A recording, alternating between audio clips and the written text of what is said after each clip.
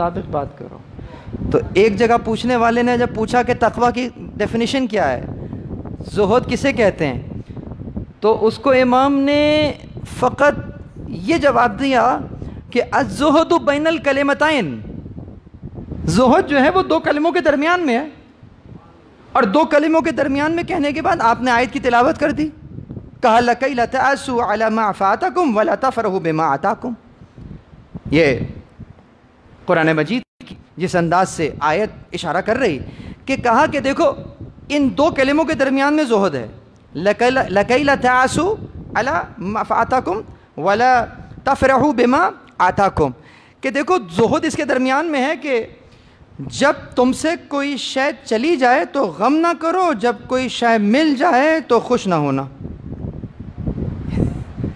یہ کیا بات کہی امام نے, اب اس کو سمجھانے کے لیے بیان کیا, آپ کو سمجھانے کے لیے بتا دیتا ہوں.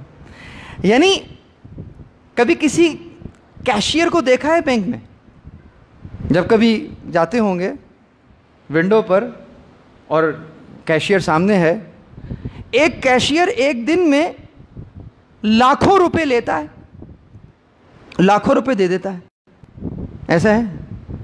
جب لاکھوں روپے لے رہا ہوتا ہے تو اس کے چہرے پہ کوئی خوشی کے آثار ہوتے ہیں؟ نہیں ہوتے. اور جب لاکھوں روپے دے رہا ہوتا ہے تو کیا غمگین ہوتا ہے؟ نہیں ہوتا نا. یہ دیکھیں, اگر نصیحت حاصل کرنے کے لیے در و دیوار کو بھی دیکھے نا تو وہ بھی استاد بن جاتے ہیں. نصیحت لینے والے تو بنو.